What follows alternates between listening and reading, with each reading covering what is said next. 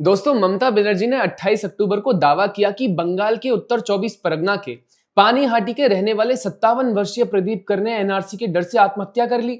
सोचिए, एनआरसी लागू होना तो दूर, एनआरसी का ड्राफ्ट भी नहीं आया है, फिर कोई एनआरसी के डर से आत्महत्या क्यों करेगा। नमस्कार, मैं हर्ष नायक और आप देख रहे हैं द पैम्फलेट।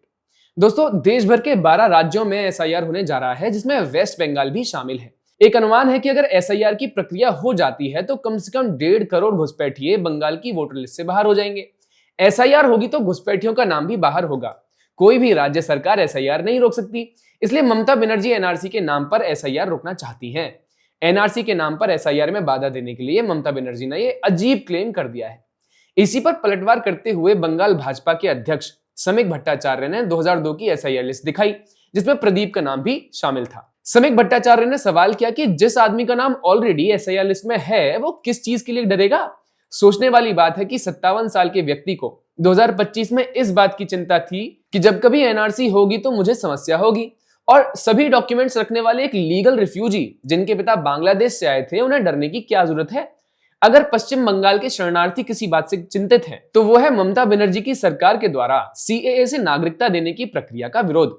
खैर, इस मुद्दे पर आते हैं। बंगाल सरकार की पुलिस ने बताया कि आत्महत्या करने वाले प्रदीप कर के पास एक डायरी मिली, जिसमें लिखा था कि एनआरसी मेरी मौत के लिए जिम्मेदार है। हालांकि आत्महत्या करने वाले प्रदीप कर के परिवार ने बताया कि उनकी 4 उंगलियां नहीं थी और वो केवल 3 क्लास तक पढ़े थे।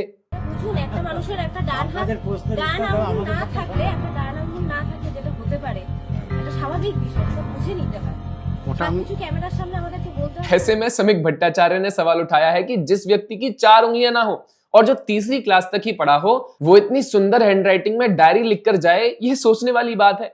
मामला जो भी हो, इस आत्महत्या के बहाने टीएमसी ने बैकडोर से एसआईआर को रोकने का प्लान कर लिया है।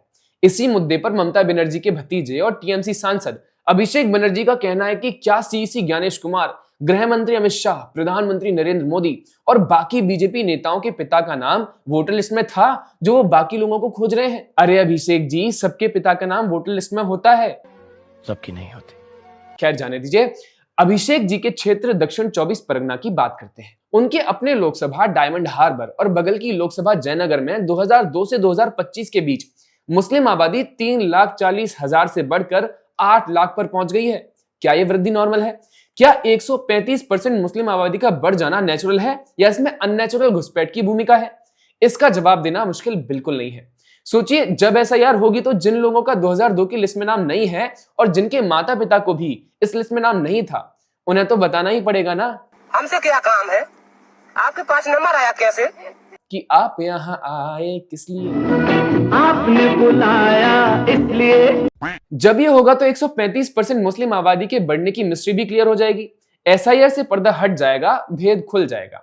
ऐसे में पश्चिम बंगाल में एसआईआर का समर्थन करने वाले लोग बोल रहे हैं कि इस मिस्ट्री का पर्दा बना रहे, इसलिए एक सामान्य घटना को काल्पनिक एनआरसी से लिंक किया जा रहा है। वैसे ममता बनर्जी की इस कमजोर स्क्रिप्टिंग पर आपका क्या कहना है, हमें कमेंट्स में जरूर बताइएगा। बाकी जुड़े रहिए पैम्फलेट के साथ। नमस्कार।